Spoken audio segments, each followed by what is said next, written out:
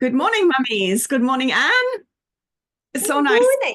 to have you on the call. We had some technical hiccups this morning, and we're glad we could start on time. Hello to the mummies who are already on the call, and I'm sure a lot of them will be joining, as we go along. We'll start with a little introduction of Anne. And would you mind introducing yourself, where you're from, what you do, all of that? So I'm Anne. I am a counsellor at Alliance Counselling. I'm from Australia and I've been working with parents for, I don't know, feels like a long time now. Um, so I am part of our perinatal team here, which means I work with kind of mums and dads in that preparing for pregnancy, and that time specifically kind of soon after pregnancy, that first year. And I also see parents of teens as well. Like I see all parents, but we Okay. have a specific. Amazing. We love that, and we love your team. What I love about Alliance actually is that you have such a breadth of knowledge in terms of the different counselors and their different modalities and so on. And I know that you take supervision or that kind of constant sharing and learning from each other really seriously. And I think that enables you to serve our clients better in that way as well than a lone warrior somewhere out there. So Oh, certainly. I And I really think it also gives mums the ability to match themselves to the right person. True, absolutely. That's amazing.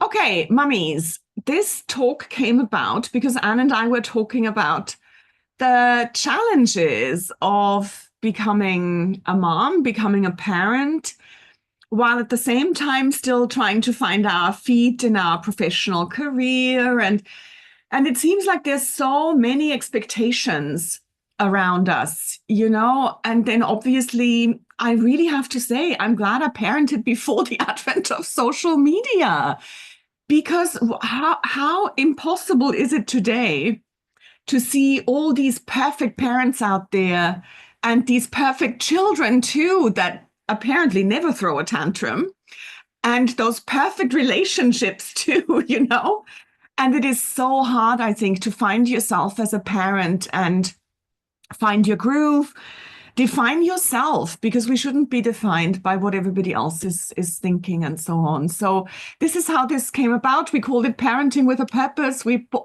actually bounced a few. What other titles did we bounce around? But it doesn't matter. This is where we ended up. I think finding your true direction or something like that. Yeah, Yeah. something like that. Amazing. So we're waiting to hear from you, Anne, and we'll go right into it. As always, mummies, so you can start sharing your screen. As always, mummies, this is all about you, and we'd be super happy for you to ask questions, put them in the chat, and then we'll give you an opportunity, if you'd like, for you to also speak to Anne directly. Most certainly. I don't want to be talking at you. I want to this is about you kind of exploring your parenting and what kind of parent you want to be. So throw the ideas in the chat, kind of ask any questions, and we can go with that. So today, the noise. You just said it, Joanna. The noise. There's so much noise out there. I want to have a look at where that comes from, and how we can get some space from that. Have a look at defining your personal parenting values. We spend a lot of time, I think, thinking about what we don't want, what feels uncomfortable. But sometimes we're not all that sure about what it is that we do want. So kind of having a think about that. Really importantly, it's great to have the ideas, but we have to put them into action. Kind of how do we actually bring these ideas of how we want to parent into our daily lives, into how we are being with our little people. And then we can do all the planning we want. And that's going to lead you to a good place. But things happen. Kids still have tantrums.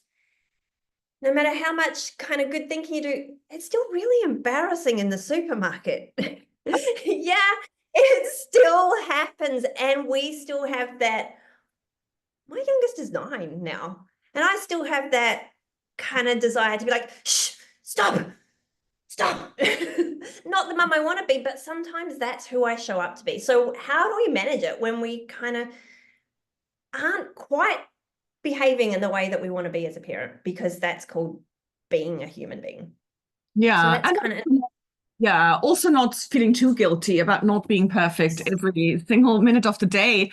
And I don't know if you're going to get into it, but I'll plant a seed right now because I had a conversation with a client yesterday about different values in the family, like between her parenting style versus her partner's, and how that can create a lot of conflict as well. definitely. I'm writing note. I would have reminded you anyway. So before we kind of dig into that, I just wanted to get us thinking with a little activity. Just take a moment and think about what you'd hope for as a parent. Like if you could describe your parenting journey in just one word, tricky. I know there's probably about 5 sentences going through your brain right now. What would that word be? It could be something like patience, love, support, or something like fun. Whatever comes up, just kind of get a bit curious. If you wanted to put your word in the chat, we could see what kind of variety there is, or you can keep it to yourself.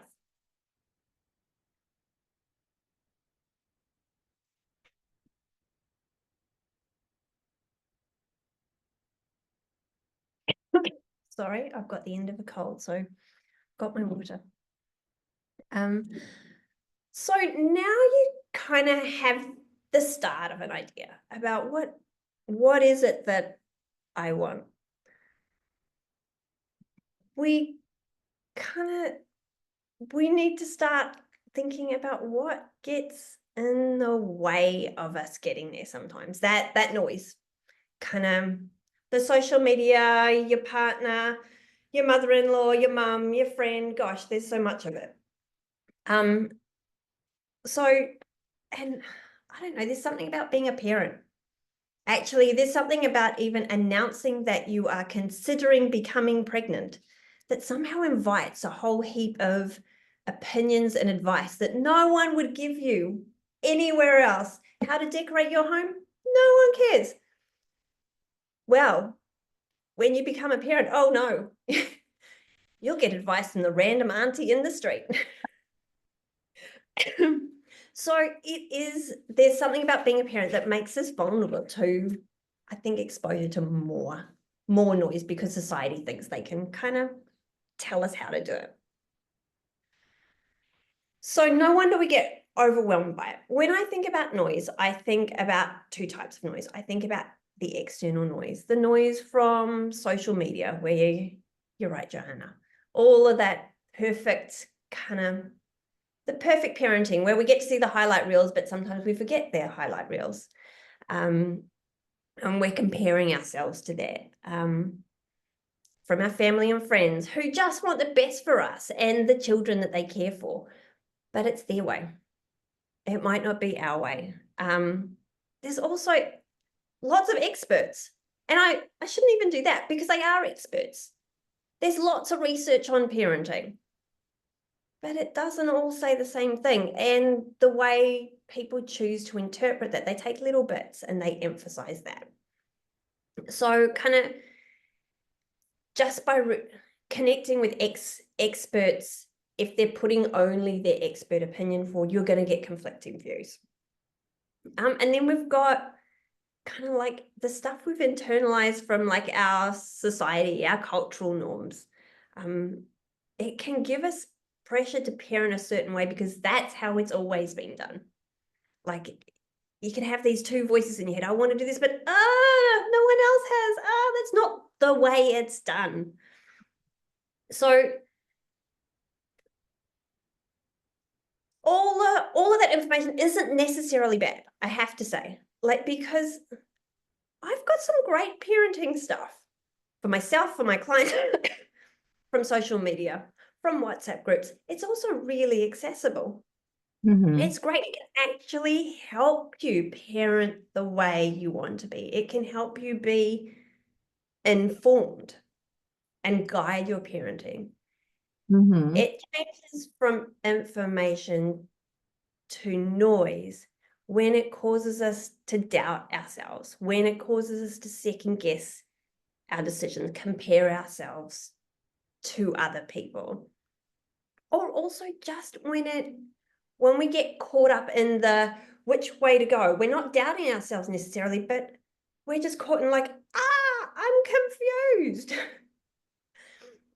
Like all of that is it just distracts us from from our mind thinking about what is important and how do I want to parent, how do I want to live my life. So these are the tricky ones. I think it's easier to edit out the external noise, but these ones we carry with us. These are little monsters of our own brains making. So external pressures can often create kind of feed our internal doubts, and sometimes that's just a habit that we already have of thinking. Super common to have thoughts like, am I doing this right? What if I'm not enough? I've got here kind of like some little thought monsters that I see. They look pretty cute when they're like on my slide in white in the middle of the day, but they feel pretty scary when they're whispering to you when you're feeding your baby and you're worried that they're not drinking enough, or you wake up at 1 o'clock in the morning. They're not quite so cute then. They can be pretty scary. So these are I just picked out some thoughts that I hear lots of in my counseling room. That anxious thought, something horrible might happen. Insert whatever you're worried about, but something horrible might happen. It's all my fault. I'm not good enough. It shouldn't be like this. Why is it so hard? Oh, why is my husband so lazy? Oh, I just want it to be better. The one that sometimes brings up guilt, kind of linked to it shouldn't be like this. My baby's trying to drive me crazy. They're like trying to do this, but deliberately. They're manipulating me to feel this way. Like they're all that one. I think that one feels really challenging for lots of mums because it doesn't feel very kind. And I know that I struggled with that one myself with my first one. That's a scary one, but it's real. It's called we're overwhelmed and we're just trying to feel better. That's what our brain is doing. Our brain is just trying to help us feel better, just not all that effectively because it doesn't have the tools. So that inner dialogue, when it's kind of like nattering away in your head, it can make us feel really it doesn't give us much brain space to think about, to connect with our values. And often the more external noise we take in, it kind of tends to feed this. And these doubts then then ask us to go out and find the answer, get the answer so we can resolve this and feel better. So they're linked, but be careful about the external noise, and we'll kind of think about how to manage this internal noise kind of going forward. So the first part for me in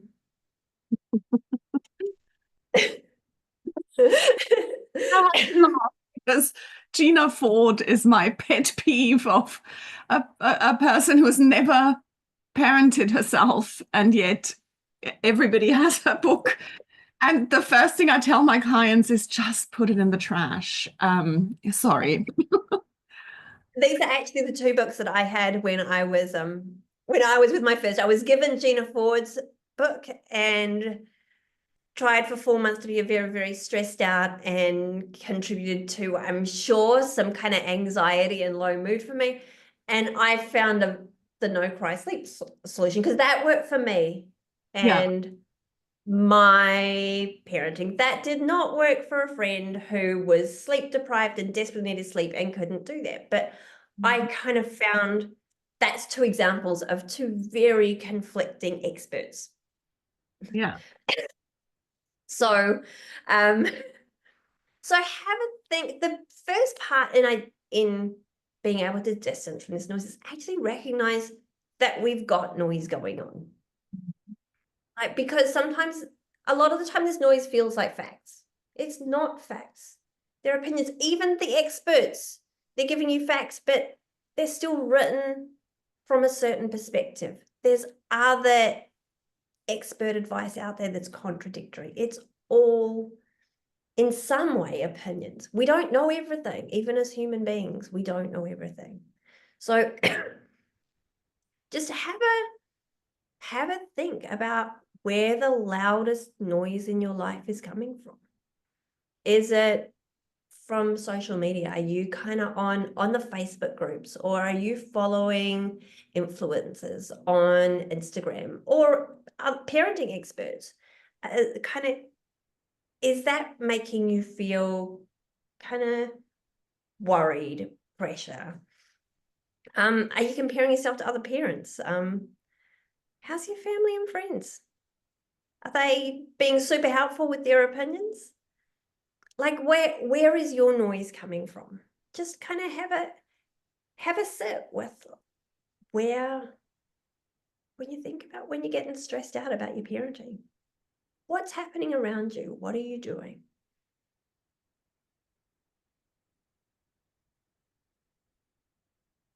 And then thinking about your personal thought monsters, you know, those 2 or 3 thoughts that kind of keep on coming back. What are they? Just kind of see if you can write down the 1 or 2 loudest stories that your brain is telling you. I'm not good enough. It wasn't perfect. It wasn't good enough. My baby's driving me crazy. What are your thought monsters? And when we can name them, it's easier for us to spot when they're coming up.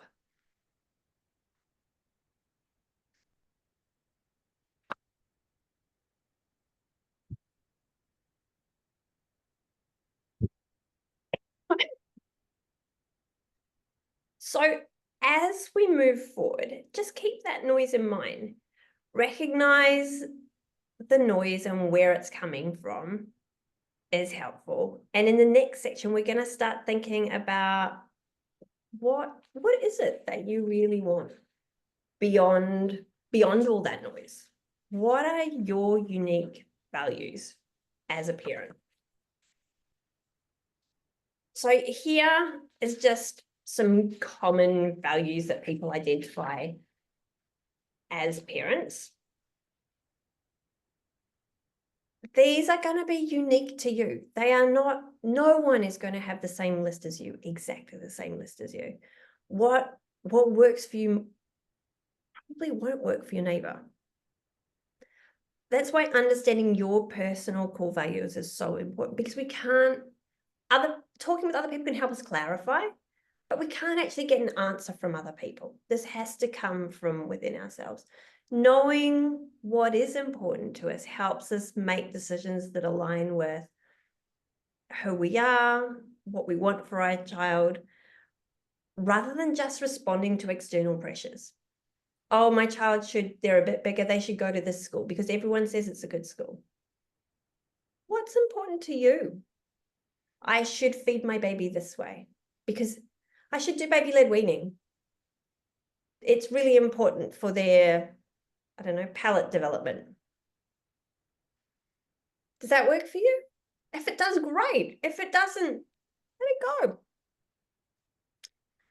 So our values act as our personal compass. They guide our decisions and keep us focused on what's important. And when we can name our value, it gives us that confidence to make that choice that might be a little bit different to what that advice we're being given. So we are just going to kind of have a think about do a little exercise about exploring what our values are. If you've got pen and paper close, I'd say kind of get it ready. So just close your eyes or let your eyes settle on a spot in the room so you don't get distracted by kind of what you're taking in through your eyes. Get comfy. And I just want you to imagine being able to watch and hear your child or your future child, if you're pregnant or trying to conceive. Watch them as an adult in 20 or 30 years from now. You just kind of a fly on the wall. They can't see you, they can't hear you. In your mind's eye, allow yourself to imagine your child all grown up, going about their daily life. What do you wish for them? What? 21 a.m. Oh, my watch. What do you hope they're like? What characteristics do you hope you fostered in them? Now, watch your child interacting with workmates and friends. Imagine them in love. Imagine them interacting with their own children. Just watch this picture, notice what you see. And then have a think about finishing the sentence. I want to encourage my child to grow into an adult who is, and just write whatever comes up for you.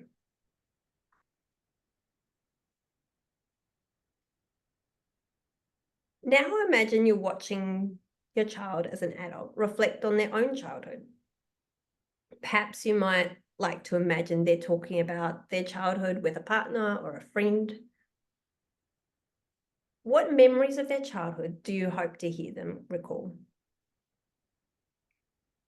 Imagine they've been discussing you as their parent. What would you hear them say about you? You'd probably like to hear them say, oh, she was a great mum. He was a great dad. But try and push that past that to the specifics. Imagine them completing this. Oh, no. One of the following sentences, the thing that's really special about my mum is, or I'm always grateful for my mum doing. So the next question for you is, what impression do I want to leave on my child?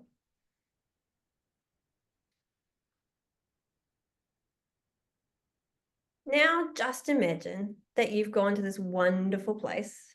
You've been transported from Earth and you're just in a special place with your child as a newborn. There's no one else here to judge you.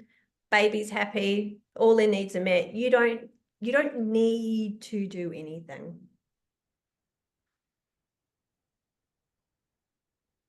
This is just a special time for you and your baby to enjoy being together, for you to enjoy being a parent without the need to do anything right, the fear of judgment from others. What would you be doing? What would you do with this time, just you and your baby? Now answer the question. As a parent, I enjoy, or if your baby is not here yet, I imagine I will enjoy my baby by.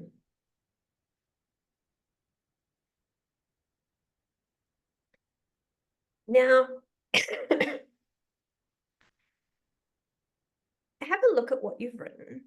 Are there some common themes there? How would you summarize your values as a parent? See if you can kind of jot down some key values. Look out for any responses that might be goals rather than values. Goals are things that we can achieve. I sung to my baby tonight. Tick. A value I'm trying to foster that goal comes from might be something like, I want to encourage an appreciation of music. Yep, so my goal is appreciation of music. My value is an appreciation of music. My goal is sing to my baby. I can never, ever achieve my value. There's always more exposure to do. So, and the thing about values is that they're flexible. It helps us when we're thwarted with our goals, work out what's important, how we can pivot, still move towards those goals. So just kind of check out for anything that you've written that might be a goal rather than a value. And I've kind of rushed you through this a little bit. So if you need to come back to this, do that, because kind of clarifying your values is really helpful in kind of being able to then put them into action and kind of work out which way we want to move when we're kind of distracted by the noise. But like I said, knowing the values is great, but we actually want to know them so that we can be the parent that we want to be. So how do we do that? We want to align our decisions with our values. We want to ask ourselves, what is my value, and what is one thing I can do to move towards that? For example, if my value is independence, I might let my toddler choose their own clothes, even if they are wearing a top inside out and 2 mismatching socks and even 2 mismatching shoes. I might let that go if I'm valuing independence. I might, if I've got a baby, I might allow them the independent time on the mat for them to explore and make choices about what they're going to engage with, rather than me waving something in front of them. That could be how I could kind of work towards that value of independence. So, and it's not about these big ideas. We don't have to. Big ideas are great. Big actions are great. But putting our values into work, being the parent we want to be and living by our values is more, kind of, we get more bang for our buck by just moving towards kind of little steps towards how do I put this value into my life. So have a think about how you might put this into your family. If you think about one value you identified earlier, what's one small action you can do to reflect this value in your interactions with your child? What's one choice that you can do? I gave the example of independence. If I've got loving, okay, how can I express that practically? What is one thing that I can do? Can I greet my baby a certain way? Can I choose to have a certain response to them? Just have a think about what's one thing you could do to reflect that. And that's kind of, when we're thinking about how to put values into action, we're thinking about what can I do, my personal responsibility. And then we also want to think about, is there one thing, can I create an environment that can support this? What's one change that you can make to your environment or routine to support this value? Because if your environment is not supporting this, then you're going to be working really hard to put this into action. But it's going to be much harder if kind of your environment is not supporting it. So when we're looking at changes, we're looking at both an internal change that I make from myself and how do I set up my external environment to kind of support that.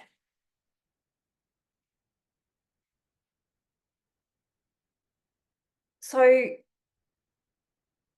when you start putting your values into practice, it's important to remember that parenting is a journey. It's not a checklist. It's not about ticking all the boxes and being the perfect parent.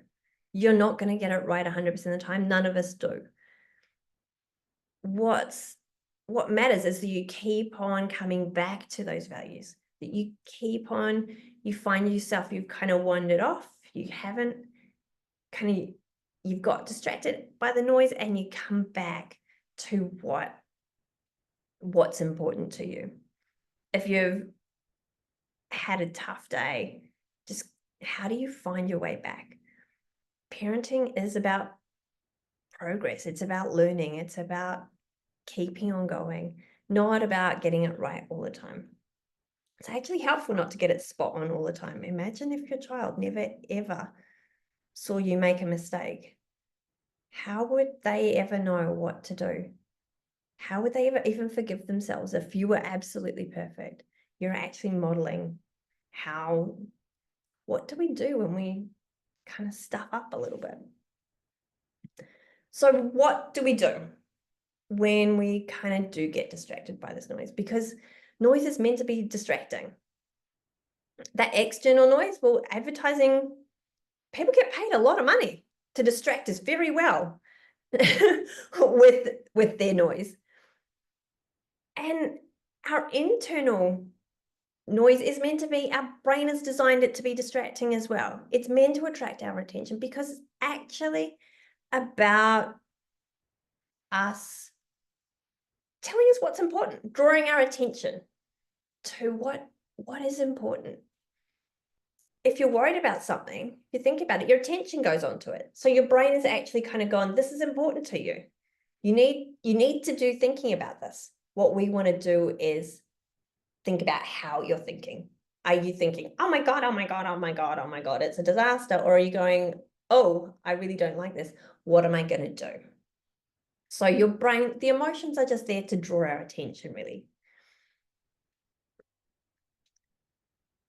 What we need to do is just recognize when we are distracted, and kind of then we have the choice to recenter on what's important to us. So for me, this is the easy bit. Easier bit. How do we manage the external noise? Curate your feed. If you're scrolling through your social media and it's not reinforcing kind of your parenting, it's not making you feel good and confident, it's making you doubt yourself, maybe those aren't the people you want to follow.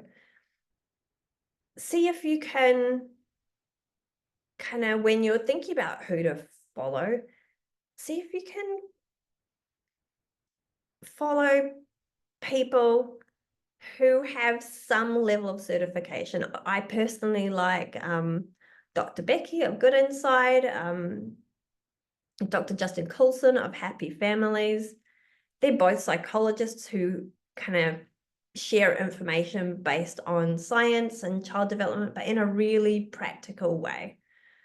I have a look at who's in your life. That's not to say exclude people from your life, but identify who is in your life and who has a similar parenting values to you. Those are people who are probably, you're going to go, actually, you could be interested in listening a little bit more to, kind of bouncing your ideas off. But someone with a completely different set of parenting values, they might be lovely to hang out with. You might really enjoy their company, but they're probably not the people who are going to be similar to your parenting values. So kind of knowing who those people are and going, they're really different to me. It's no wonder they're making a different decision. Trust your instincts. Really, like when the doubt comes up, kind of just pause, trust your instincts, and we'll kind of go into that in a little minute. And most importantly, do what's right for your family. Johanna, you said, what do you do when you and your partner are on different pages? Absolutely. This kind of what are my values is actually a really good place to start, because quite often what we're differing on is goals, not values. If we can find the common value, then it helps that everyone get a little bit of flexibility in their goals to go, how else could we achieve that value, and hopefully find a middle ground. But I suppose you do need to, as a couple raising this child together, you do want to kind of be able to work through that, to notice when you are in that conflict and how do you resolve it.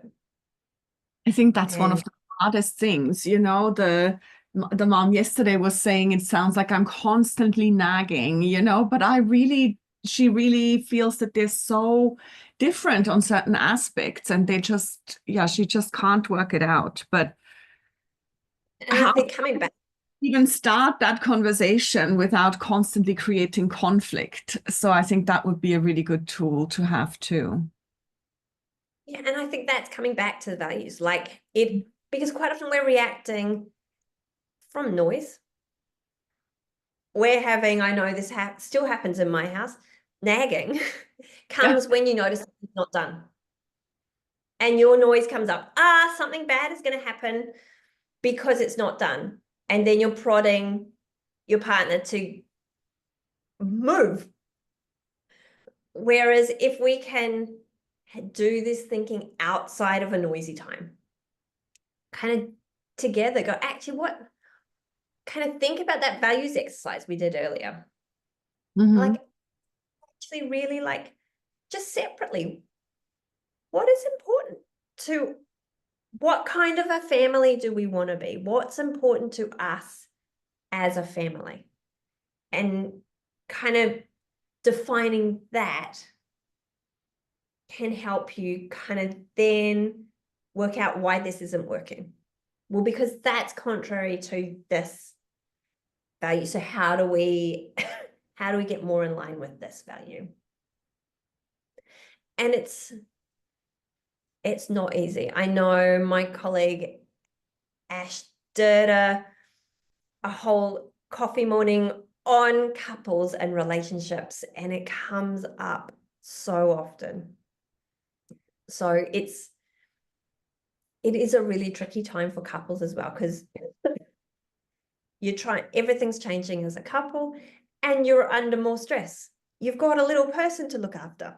So it is a tricky time. So if you can take the time, if you can, I know it's hard, kind of to think about your values, or if it's really not working, have a think about investing in your couple relationship.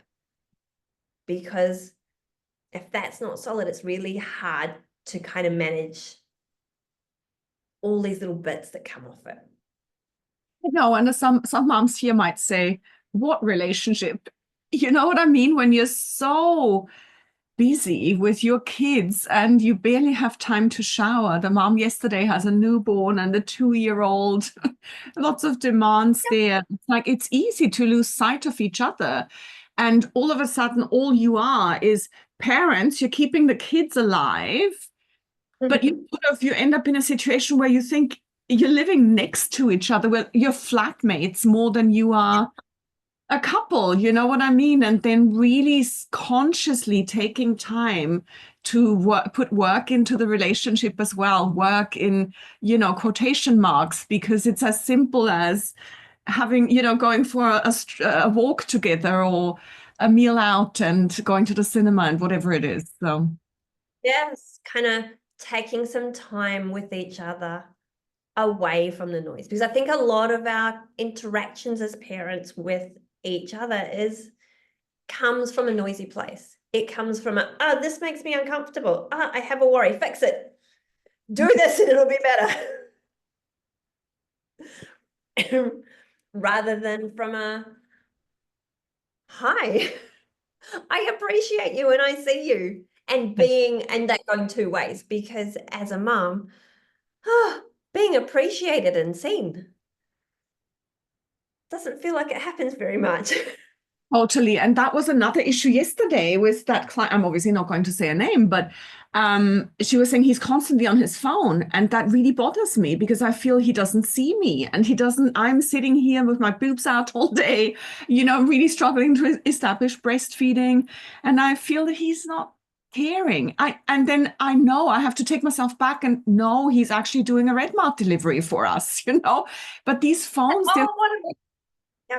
they're so distracting. You're constantly there. You're doing something productive, but really you're not available for your partner at the same time. So, And at the same time, I love how she noticed her internal noise, that he's probably something like he's so lazy, or God, he gets time to himself on YouTube, and I'm here with my boobs out and 2 kids climbing all over me, or one in my arms and the other one climbing over me while I'm trying to establish breastfeeding. Like, but she noticed that noise. Ah, he's so lazy. And she was able to go, wait a minute, actually, we just talked about the red mart order. Actually, like, by recognizing that she had that, she was able to then kind of come back and go, actually, I don't want to jump on that. Actually, I want to appreciate that. Just by kind of recognizing her own internal noise, she was able to then recenter on the partner that she wants to be. Because if I think he's on YouTube, I'm going to get and that's not the partner I want to be if he's doing the red mart order.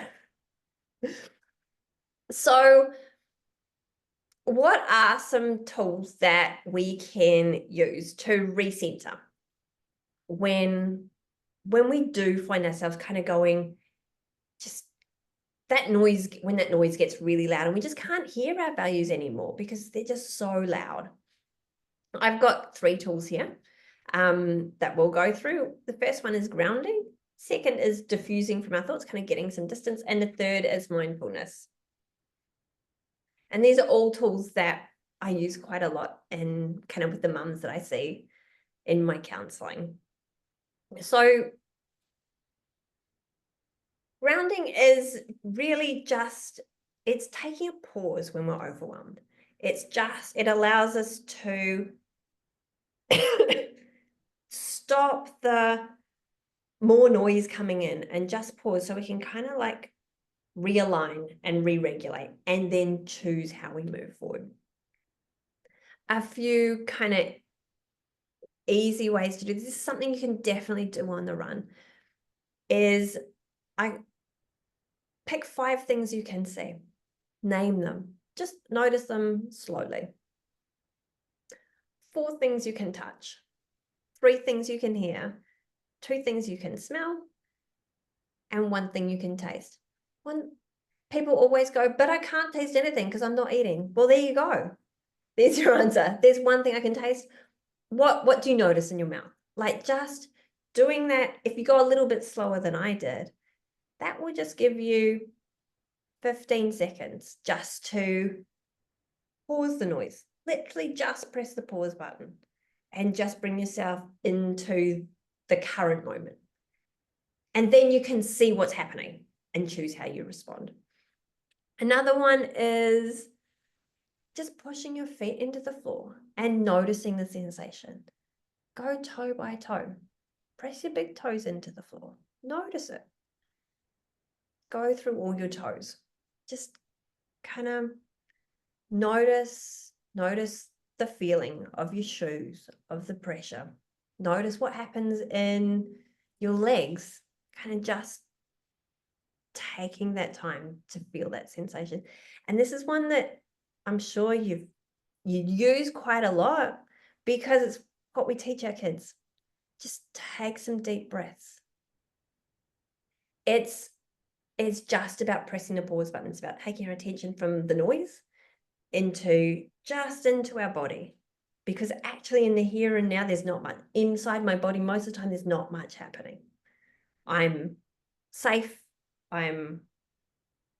Everything's relatively okay. So it's kind of a safe haven that we can come to when all of this feels like a storm.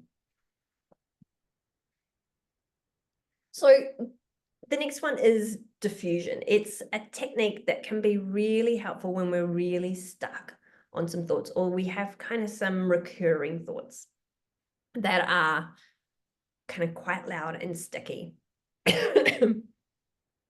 So diffusion is about noticing that we're having a thought. It kind of gives us a little bit of space from the thought, rather than at the beginning here, we can say, the gray guy kind of making a statement of fact. I'm stupid. The next one, kind of thinking I'm stupid. What really gives us that space is kind of when we can say, I'm noticing I'm having a thought that I'm stupid. You can see he's seeing himself thinking that he is stupid. It just helps us get that little bit of space. Rather than I am stupid, I notice that I'm thinking that I'm stupid. It sounds really simple and like a play with words, but lots of people find it actually works. Another one you can try is thanking your mind for the thought, or thanking the monster for the thought. Thanks for sharing that, mind. Oh, hi, I'm not good enough, mum monster. You're back again. What brought you here today? It's okay, you can just sit over there, I'm busy. Just like have a chat to it. Just let it sit on the couch. Just, you don't need to engage with it right now. Yeah, it can just be there. I like this one. Sing it to happy birthday. It turns this scary thought, I'm a bad mum. It turns that scary thought into something pretty silly, because it's just an opinion. I'm a bad mum is just a string of words that we've put together that we've attributed meaning to. We sing it to happy birthday a few times.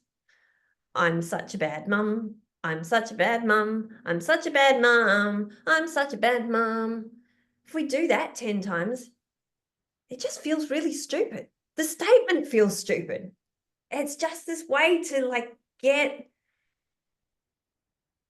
I don't even want to deal with that. It's not even really noise anymore. It's just this kind of bunch of words. And some people, those tricks work well for people who think with words. Some people think more with pictures. And you can do exactly the same thing. All diffusion is about playing with the thoughts rather than just having them all consuming. So if you're a person who has kind of visual pictures in your head rather than words, you can do something similar. You can imagine that you're sitting on the couch with the remote. You can press fast forward. You can get your bucket of popcorn and you can watch a movie. Create that picture. If you notice, if we're watching the picture on the TV, we're getting that distance again, just like that I'm thinking I'm a bad mum. We're now watching that movie and we can now play with it. We can fast forward it. We can rewind it. We can pause it. We can throw popcorn at the TV if you're not particularly appreciating it right now. Just play with it. Because it's about just seeing it as just one thing that your mind has thrown out there that's just turned up the volume.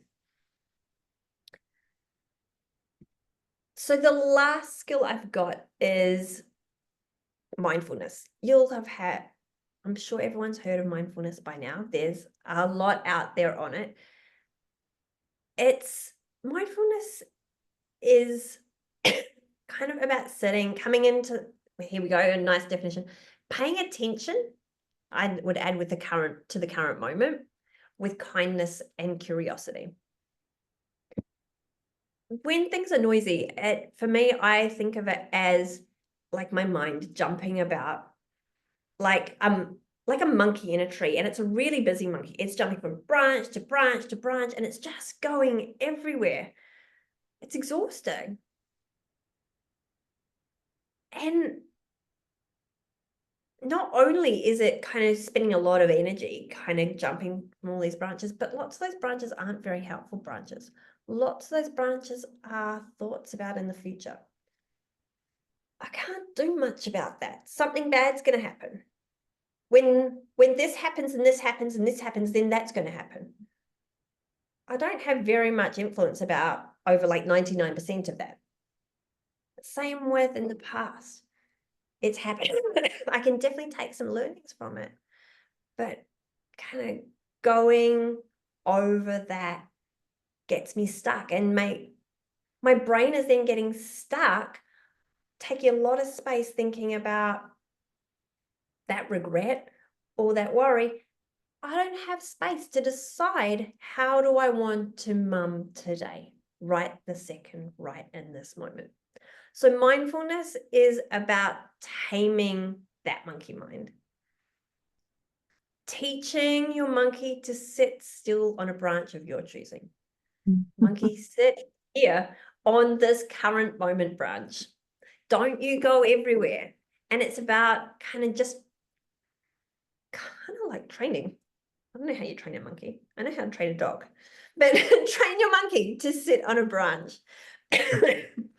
Mindfulness, it's not really something like, when you think about mindfulness, lots of people think about the mindfulness apps and the mindfulness exercises that you do. That can be one way to practice mindfulness, but mindfulness isn't really something we do, but more an attitude and approach to how we do things. Kind of that focusing on the current moment with kindness and curiosity, because those last two bits are really important. It does not have to be a 20-minute breathing practice. It does not need to be you sitting on the floor going, oh. It can equally be paying attention with kindness and curiosity to your kids, to what is my husband doing on his phone? I'm curious. What could it be?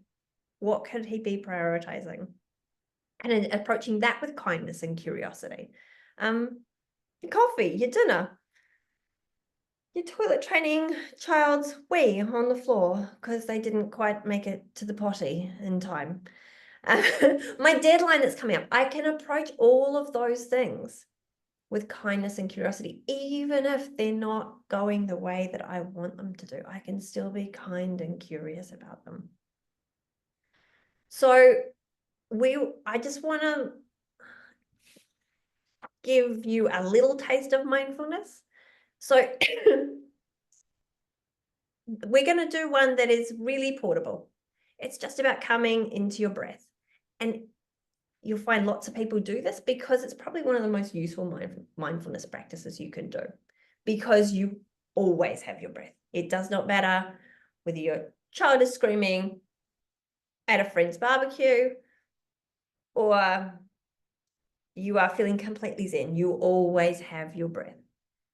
So just settle into your chair and with kindness and curiosity, just observe your breath. Just notice it coming in your nose and out your mouth. What do you notice? Where do you feel it? Does it feel warm? Does it feel cold? Where in your body do you notice your breath? Do you notice your chest? Do you notice your diaphragm? Can you feel it entering your nose and traveling down your body? Just sit with that. Just observe it for a minute.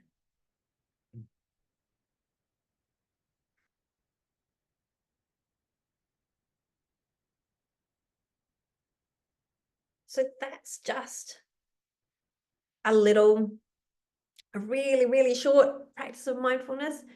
Your mindfulness practice can be that short. You can observe getting out of bed. Kind of notice how it is to put your feet on the floor, to stand up, to do all those things, just being in the current moment.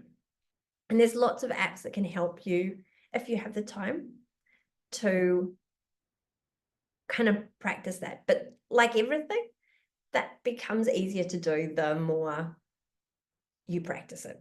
So what I would say is, see if throughout your day you can notice, am I being mindful? That is paying attention to the current moment with kindness and curiosity, or am I busy in my head? Kind of just, even doing that, you're naturally going to come back and have a little mindful moment. So what do we do when actually we do make a mistake? How do we not get caught up in all of that busy thinking? The first step is just pause and notice. Notice when you feel what feelings come up, that discomfort that always comes when we act in conflict with our values. Just naming it is the first step. Be kind to yourself. You are human. And see if you can name the emotion and like be specific about what you did or didn't do that you regret. Recognize the noise. Notice and name the thoughts or stories that are popping up for you. And then refocus on your values. Ask yourself, what's important to me right now? And then choose to take, like, what am I going to do now? Actually, what's my next action that I choose? For example, if I'm putting my toddler to bed and they refuse to put on their PJs, I might yell. I don't think that's in line with how many parents want to parent. I want, and I'm feeling kind of guilt and regret. Name that. I'm feeling really guilty that I yelled at James. That's not the parent I want to be. Kind of name, there's that I stuffed up again. I'm just not good enough. There's that thought monster. Just accepting that it's there. But then this is the important bit, kind of now going into what's important to me. Where do I want to go with this? Like, ask yourself, what's important to me right now, rather than getting caught in that kind of guilt and regret. Kind of now moving towards what's important to us. And then making a decision about how do I want to act in the future? Because this is not the last time your toddler is going to refuse to put on their PJs. When you are tired and done and the baby's waiting for a feed and, oh my God, you just need them to get to bed. Not the last time. So actually kind of like thinking about how would you like to have acted? Because that's that actual planning in our head, that decision making is really going to help us move that way in the future, rather than just beating ourselves up some more. I need to do better. This isn't good enough, Anne. So I love this. This goes on every kind of presentation that I do because it's so true. This is mums, parents, I think, but especially mums. There is so much pressure to be great. But you know what? Just like this great white shark, the pressure to be great is too much. I would rather be known as the just okay white shark. Do you know what? Can you let yourself be the okay mum? The mum who knows what's important to her, which is why you notice when you don't act in line with that. And accept that happens, and then choose to come back. That's the important bit, not whether we stuff up or not. The important bit is when we recognize that we've stuffed up, what do we do? What are we going to do to reduce that happening in the future or to make it better? Little steps, not big making it perfect, just how do I move a little bit closer to the way I want it to be? So if I kind of would sum it up in 3 dot points, cut through the noise by focusing on your values. Like, actually, just when it feels noisy, what's important right now? Ask yourself that question. Just kind of help your brain go, actually, what do I need to focus on? What's important to me? Put those values into small, consistent actions. Just that question. What's one thing I can do today? You know what? That might be actually paying attention to your baby while you're feeding them, rather than being on your phone, because that's in line with my value of loving. Yeah, that's great. Fantastic. You've just lived in line with your values. Tick. Good work. And then when doubts and setbacks do come around, kind of using your values to navigate back to the path that you want to be on. Really, really quickly, I know we're over time. Some resources. The first is Becoming Mum is a book by Dr. Coa Whittington. She is a fantastic author who is actually an academic in Australia, but has written a lot about helping parents to live by their values and this noise, how to manage this noise, and kind of has a whole, that book will kind of walk you through this process. Thriving, Surviving, or Drowning. That QR code will take us to a well-being checkup that we have on our website. I really encourage all mums and dads, it's actually valid for dads as well, to just do that checkup. It will take you 5 minutes maximum. It just kind of, gives you an idea of, are you thriving, surviving, or drowning in this new, either in my pregnancy or this new parenting phase. It's valid for children when your children are up to 1.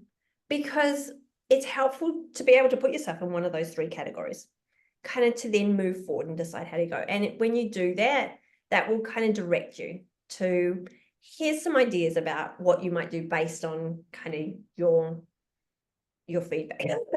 That, although it's on our website, we just host it. The information you put in there isn't sent to us in any way. You can choose to email it to yourself or to us, but if you close the window, all your information disappears. Next, we have a newsletter.